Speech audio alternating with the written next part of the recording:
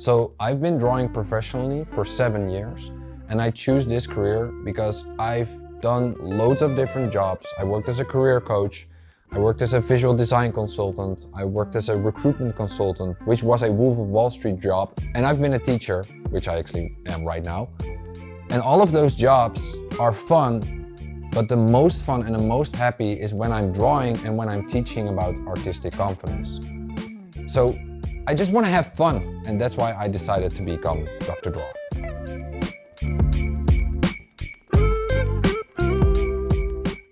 I started getting serious with drawing when I was 27, and it happened because I was working in a corporate company where money was valued a lot. But personally, money is handy, but it's not a core value of mine. So I figured that out the hard way and eventually decided that I want to do something that I really value, which is drawing and thinking visually and doing something that you really love. So I started working 4 days a week and eventually got a job where I could use drawing. That's where I slowly got the idea that drawing actually has a value. And I never knew that. So I want to share with more people that drawing has a value for society.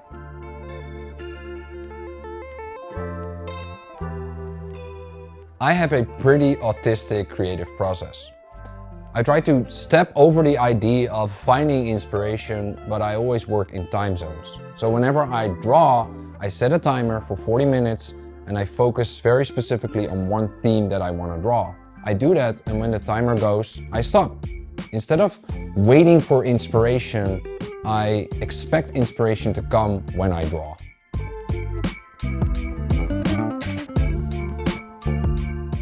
So on average, I spend about 1 to 2 hours drawing every day. Some days I spend 5 hours, and some days I don't draw at all. It's always hard before I start drawing, but after 10 or 15 minutes, I can't really stop. It's a moment, there's like a barrier before starting to draw, but once you're in it, it's just, I'm taken over.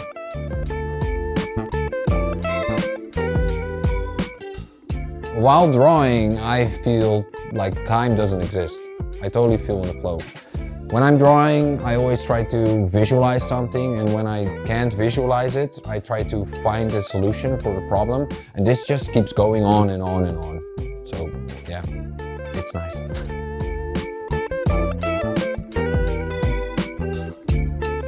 The most challenging thing for me to draw is expressive drawing.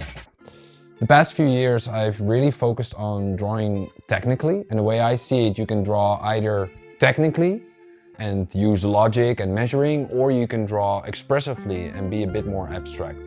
And I think drawing is best done if you do both. So you do a little bit of expressive and drawing from your feelings, and a little bit of analytical drawing and draw from the head. And I'm kind of scared of going into this expressive region because it means stepping away from logic and just doing how you feel. So how do I try to overcome this? I probably have to spend some time just drawing how I feel.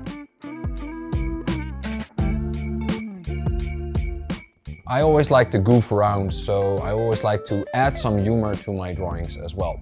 And my background in psychology has learned me a lot to analyze behavior and thus also analyze drawings. I always try to see how are elements linked to each other and how does it work.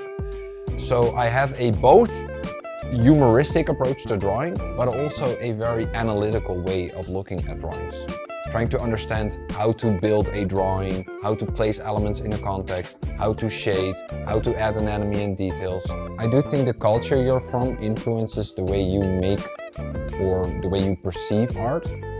I think Dutch is a pretty rational culture. It's really about thinking and not so much, it's really result orientated. So for example, an artist like Mondrian is Dutch. He has a very rational approach to working.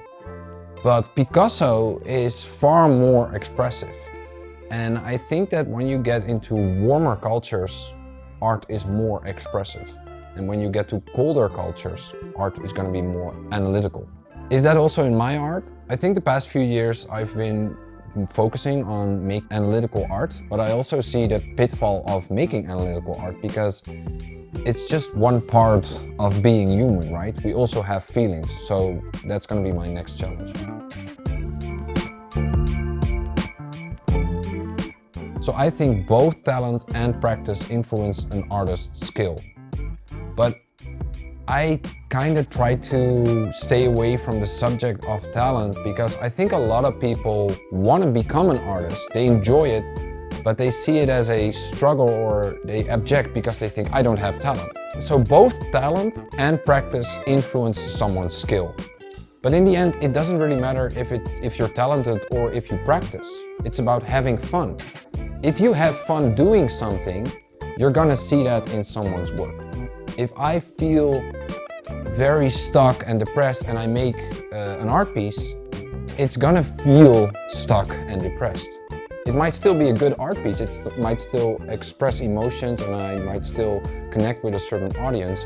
But you know, if you're doing a job, let's say you work in a shoe shop and you hate your work, you're gonna make shitty shoes and nobody's, you know, gonna enjoy buying shoes from you. And I think the same thing is in art. So whether you have talent isn't really important. It might help you in your journey in becoming an artist, but in the end, it's about having fun. And if you like something you do and you practice long enough, I think you can become whatever you want to be.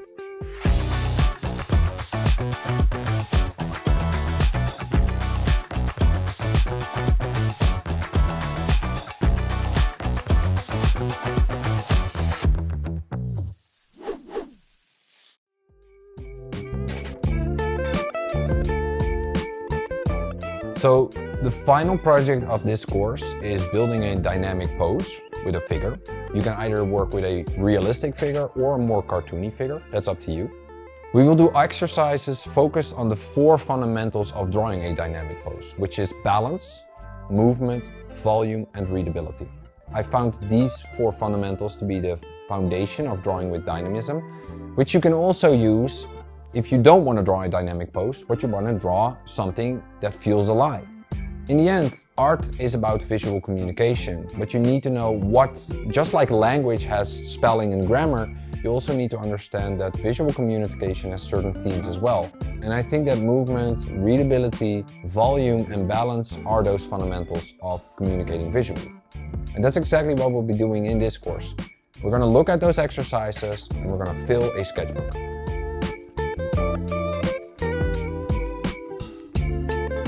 At the end of this course, I want students to feel more confident in using a sketchbook, into overcoming the fear of a blank page. Instead of thinking you should make a beautiful drawing, if you have 10 minutes a day and you want to draw, but you feel fear of filling a page, then you should take this course. Because after this course, you'll be able to take whatever time you have and fill a page.